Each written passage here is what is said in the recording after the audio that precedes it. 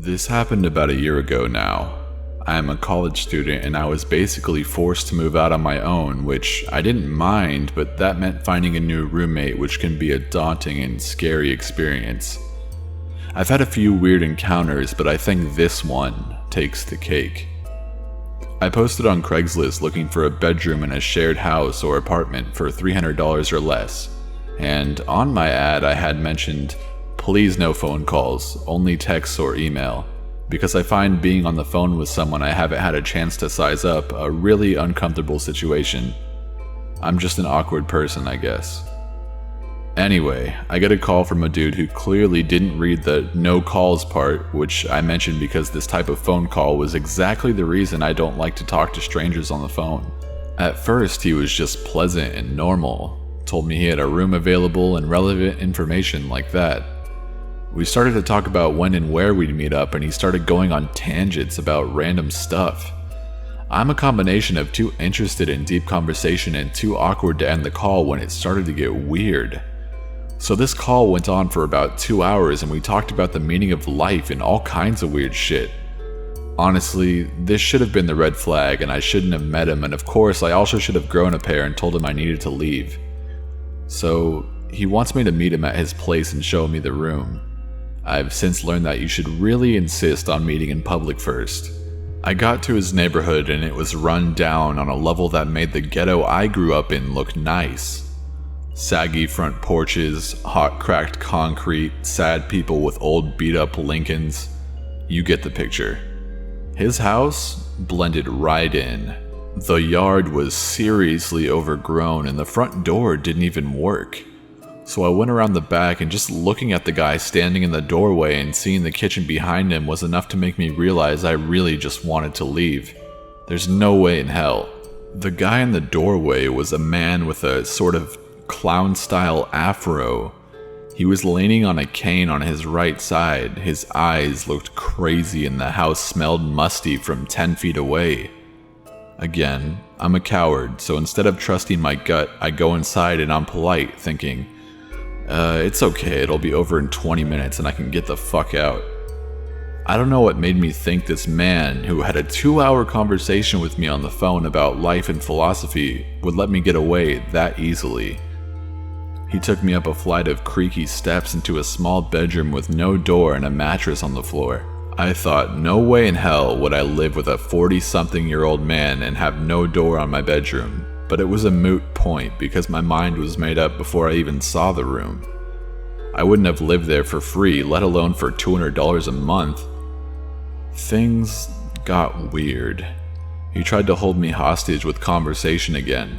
I think he was lonely. He talked about how some of his family members were millionaires. He might have been delusional, the whole story seemed made up. Then he told me this story about an 18-year-old girl that has also checked out the room and tried to have sex with him or something, and told me about how his mom hated white people. He was black and I was white, and it sounded like he sympathized with her. Obviously that was super awkward and uncomfortable.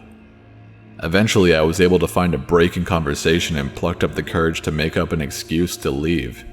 I was never so happy to leave a place in my life. I don't know that he was necessarily a criminal or anything, but he really gave me the fucking creeps. Number 2. I live in a small village in the very north of Scotland, so large shops and resources are a far distance from me. For that reason, I usually rely on internet shopping to get what I need. I needed to buy a backpack for when I leave for university, one better than the one I already have. So, I turned to Craigslist as I normally do. As a student, I prefer to go for the cheap option. Craigslist usually provides that. After looking for a short while, I came across a really good-looking bag at only £15. I thought this was an absolute steal, so I phoned the seller. Immediately, what struck me was this guy's accent. It was obvious that he wasn't Scottish or even from the UK. He sounded Polish or something. I'm still not even sure. He said he was from Glasgow. That's at least 5 hours by car from where I live, but when I told him the area I was from, he reluctantly offered to come to my house to give me it.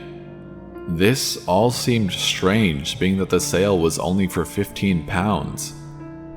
Nonetheless, I foolishly gave him my fucking address.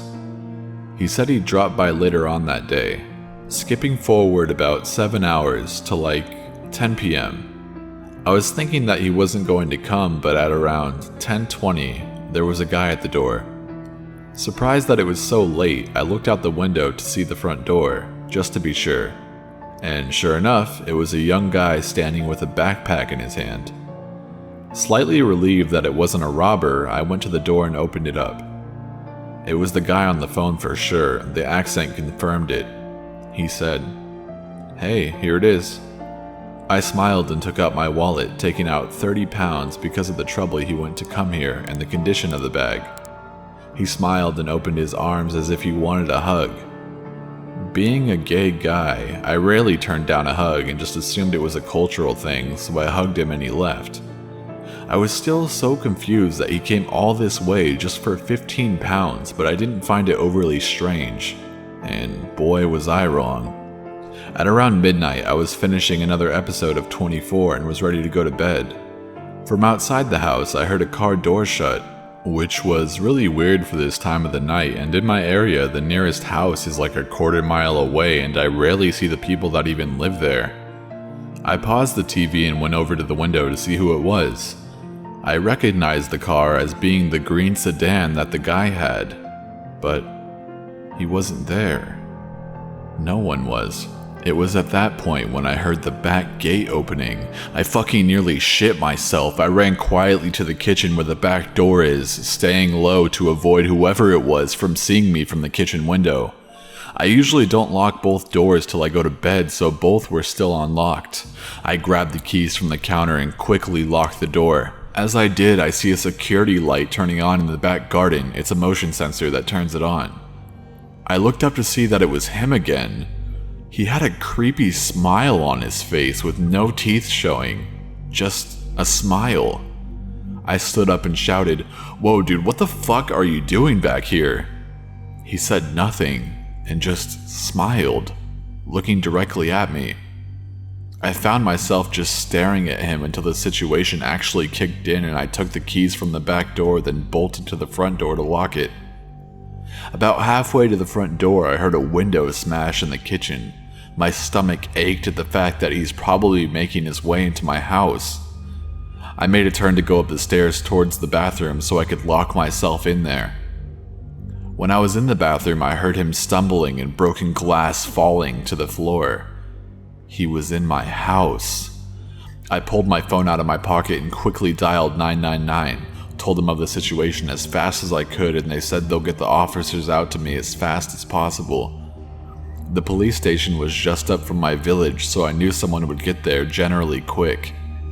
The operator asked me to stay on the phone until someone arrived. I was focused on the guy's footsteps, which would slow down and speed up every so often.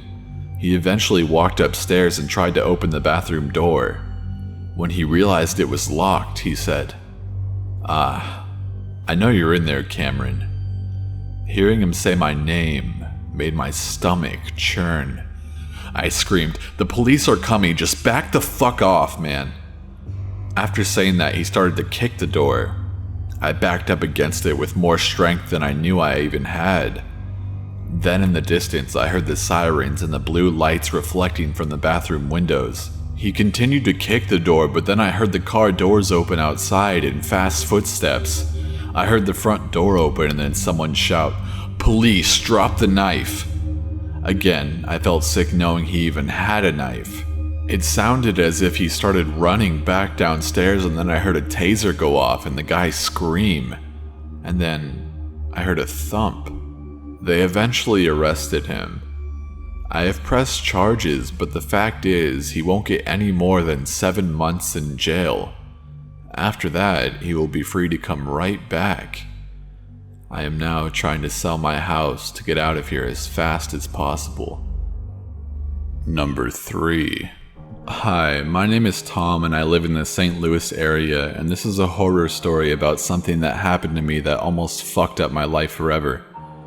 When I was 21 years old, I broke up with my first ever serious girlfriend who I had been together with for 8 months.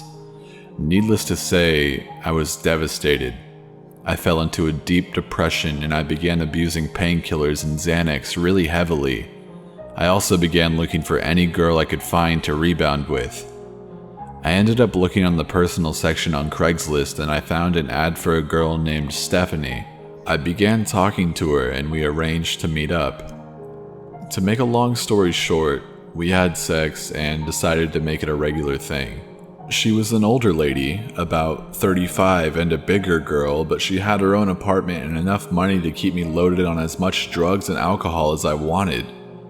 To be honest, I kind of used this lady and used her as a sugar mama for lack of better word, I guess.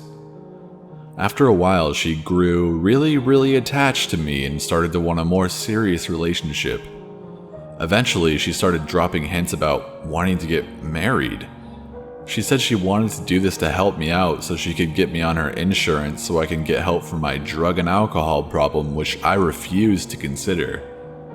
One day we got into a big argument and she told the police that I had been abusing her and got a temporary restraining order on me.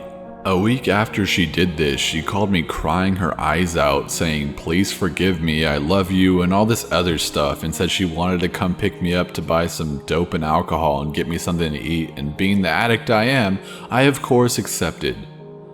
From the moment she picked me up, I noticed that she was acting kind of odd. She was usually really talkative and was always on my ass wanting to talk to me about this and that, but on this day she was oddly quiet. When we got back to her apartment, after I walked in, she immediately pushed me on the couch and, to make another long story short, we had sex again. But something odd happened. She was angry that I had used protection. I had been getting bad vibes off of her the whole night, so after this happened, I immediately asked her for a ride back home, which she quickly agreed to do. After I got dropped off at the house, I went inside and I sat down with my sister and watched some SpongeBob with her. About 10 minutes after I was home, I got a call on the phone. I picked up the phone and to my surprise, a lady on the other end said, "This is the St. Louis County Police Department. We're going to need you to come outside to talk to you." I ran downstairs and hid my weed and my pills and then walked outside to figure out what the hell was going on. When I walked outside, there were about 7 different cops on my porch and they were all pointing tasers and guns at me. One of them hit me in the back of my leg with a nightstick and put me on the ground and I was handcuffed. The cops then talked to my mom and got permission to go inside of the house, where they took a drug dog and began doing a thorough search of my room and my basement area. None of the cops on the scene would tell me what was going on whenever I would ask a question like why they were doing this. They just told me I would have to talk to the detective at the station. When I got to the police station, I had a bombshell dropped on me. Apparently this lady had accused me of kidnapping her and raping her. She told the police that she had come by my house to return some of my stuff because we had just broken up, that I had held a knife to her throat and forced my way into her vehicle, and then took her back to my apartment where I raped her repeatedly. Thankfully, I remembered that we made a couple stops on the way to her apartment. She had gone inside of a gas station to get a couple packs of cigarettes with me, so there was no way that I could have kidnapped her. Unfortunately, the police still swabbed my dick for DNA and they also took my clothes for evidence, and I was forced to spend the night in the St. Louis County Jail wearing nothing but hospital scrubs. I was released the next morning, but my ordeal was far from over. This lady began constantly stalking me. She would call me every night at odd times from blocked numbers and either crying into the phone or just to beg to talk to me. I also began seeing her vehicle quite a lot in the neighborhood, even though she lives nowhere close to me.